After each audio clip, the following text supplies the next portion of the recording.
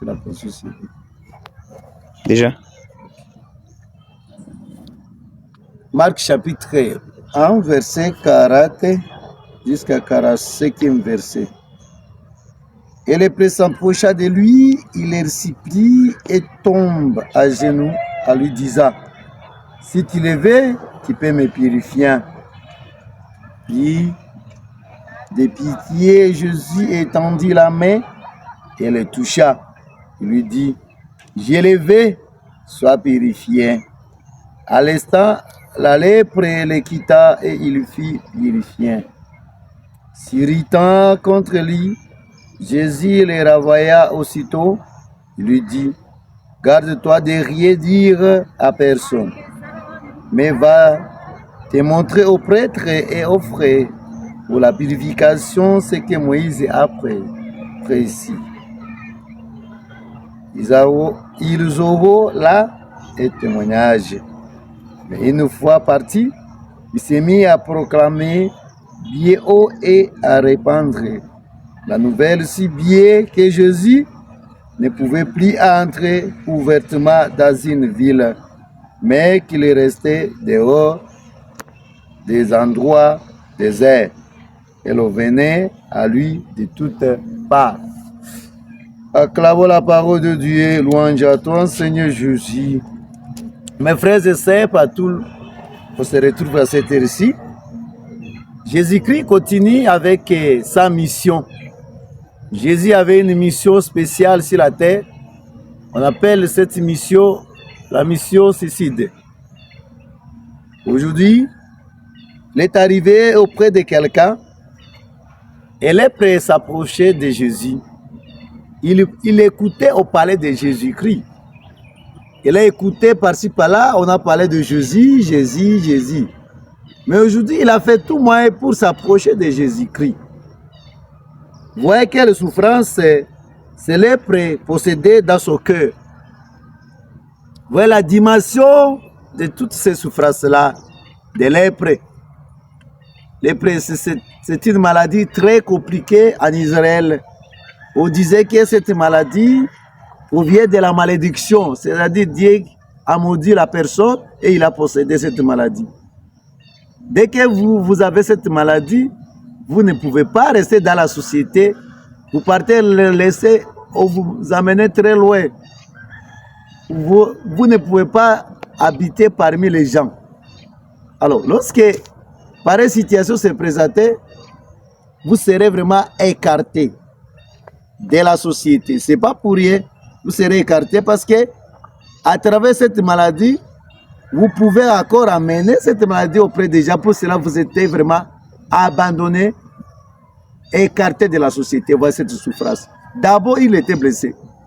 Et ces gens-là, ils ne portaient pas de belles habits, de bons habits. Alors, ils portaient des habits très compliqués là. Leurs cheveux aussi n'étaient pas, c'était pas bon.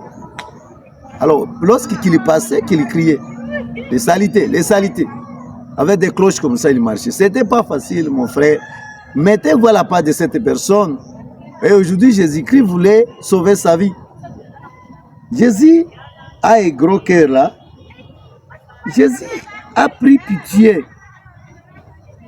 Jésus apparaît ici avec ses émotions humaines. Jésus a pitié de ces lèpres-là. Voyez, quelle que soit la situation, Jésus a pitié de la personne. Le dégoût, la patience, l'amour, la paix et la dépression. Les limites humaines et à ce qui concerne la connaissance. Il y a des temps où nous sommes vraiment limités quelque part parce que notre conscience est vraiment dépassée. Combien de fois, si nous venons auprès de Jésus, il peut nous donner la guérison. Le pouvoir, Jésus a le pouvoir de les toucher et Jésus a touché les lèpres là. Il a touché, pourquoi? Il a l'amour à lui. Il a pitié de lui. Il a touché les lèpres. Jésus s'exprime sa propre sainteté, son pouvoir spécial. Jésus a un pouvoir spécial de te donner la vie. Mon frère et ma soeur, toi qui es en train de me suivre partout dans ce monde, tu sois en Amérique, en Europe, Asie, Océanie, chez nous en Afrique. Il faut savoir que Jésus, il est prêt pour te toucher. Il est prêt pour changer l'historique de ta vie. Nous avons des histoires très compliquées. Mais auprès de Jésus, lorsque nous venons, il est présent pour nous faire une grâce spéciale, pour nous donner une vie meilleure. Jésus-Christ te parle aujourd'hui, toi qui es malade, toi qui souffres de telles situations néfastes, toi qui es abandonné par la société, toi qui es terrassé, on n'est pas le plus de toi. Tu es oublié parce que tu n'as pas de moyens, tu n'as pas une belle vie. Pour cette raison, aujourd'hui, Jésus dit, venez à moi, je dois te donner la guérison, je dois changer l'historique de ta vie. C'est mal la personne qui doit changer ta vie, ce n'est pas d'autre, c'est seulement le Christ. Il est présent. Les lèpres peut être aussi les péchés qui nous séparent de la société. Ça peut être là où tu vis, ça peut être l'orgueil. À cause de l'orgueil, on ne voulait plus que tu sois dans la société. Ça peut être le vol, la haine, impudicité, ivrognerie. Tu es là dans le mal. C'est là qui t'a fait aussi sortir de la société. Aujourd'hui, Jésus-Christ t'appelle. Il t'appelle pour qu'il te purifie. Jésus doit te purifier. Jésus se préoccupe en se suivant d'aider des personnes que, selon les chefs juifs, il devrait éviter. Mais il met de côté le système de pureté juif et proclame d'autres valeurs fondamentales. Jésus, il ne vient pas comme un juif, il ne vient pas comme les hypocrites là. Il a changé sa mission. Il est venu pour les gens qui souffrent. C'est ça la mission de Jésus-Christ, comme c'est de Dieu. Agent de la réforme de Dieu. Il s'autorise de dépasser les frontières et d'éliminer les classifications. Et Jésus sanctifie les pécheurs et guérit les malades. Il nous sanctifie et il est là pour maintenant pour guérir les malades. Toute personne qui est malade, Jésus-Christ est présent pour les faire guérir. Gardez-toi de rien dire à personne. Comment on ne peut rien dire? Lorsque Jésus t'a donné la guérison, Jésus a dit il ne puisse rien dire. Ça, c'est la dernière dimension de cette parole. Alors, cette recommandation est suivante, comprise comme quoi fait partie du secret messianique. Ne voulait pas qu'il ne puisse gâcher ou parler de n'importe quoi. Élaboré par qui? Par Marc, ici Marc nous dit clairement. Le lèpre n'a pas encore compris les implications de sa rencontre avec le Christ. Va te montrer.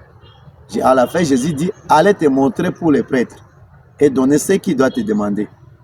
C'est vraiment ce qui est important. Avoir l'encadrement spirituel, mon frère, ma soeur, tu peux avoir la guérison aujourd'hui, Jésus peut te donner la délivrance, c'est bien, mais si tu n'as pas un encadrement spirituel, ces démons peuvent te revenir encore.